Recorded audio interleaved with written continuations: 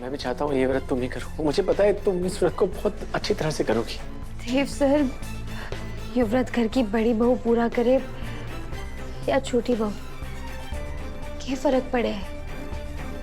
बात तो एक ही है ना। तुम इस व्रत को पूरा करने में हमारा साथ दोगी ना?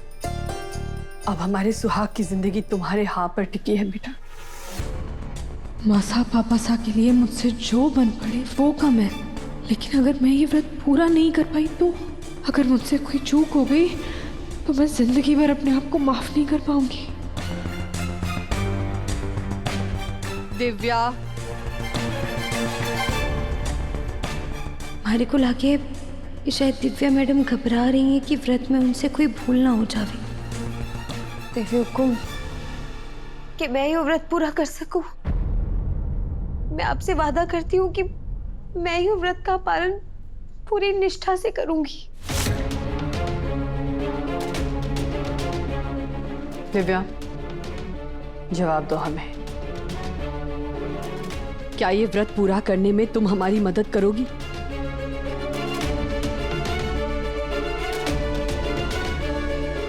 हाँ।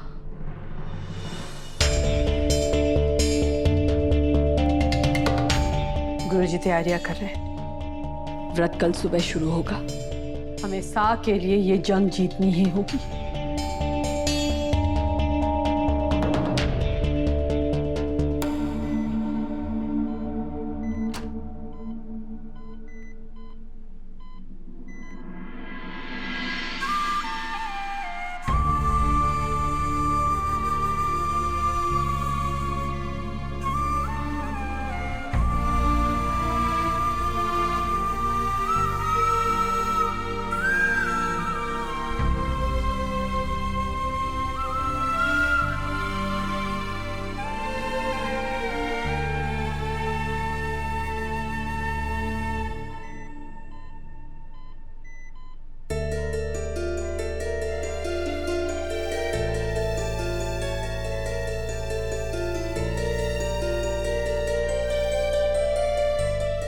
सा, ये सिंदूर हमारे श्रृंगार का सबसे कीमती गहना है और इसे हम खोने नहीं देंगे सा। इसे हम कभी खोने नहीं देंगे। पता नहीं मैं ये व्रत कर भी पाऊंगी या नहीं। मतलब ये व्रत तो घर की बहू को करना है, तो वसु घर की बड़ी बहू तुम हुई ना, तो पहला हक तुम्हारा है। दिव्या मैडम, देवी कुमारी को इस घर की बहू ना माने तो मैं ये व्रत कैसे कर सकूं?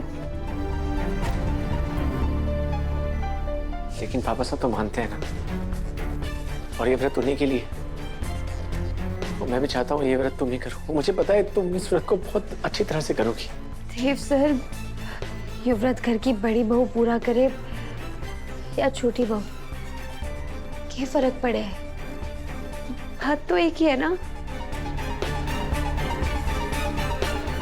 लेकिन वसु, अगर मैं ये व्रत पूरा नहीं कर पाई, मुझसे कोई चूक हो गई, कुछ गलती हो गई तो?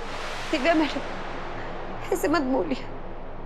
हम ये व्रत किसी भी कीमत पर अधूरा नहीं रहने देंगे। दिव्या मैडम, मेरे पास एक सुझाव है।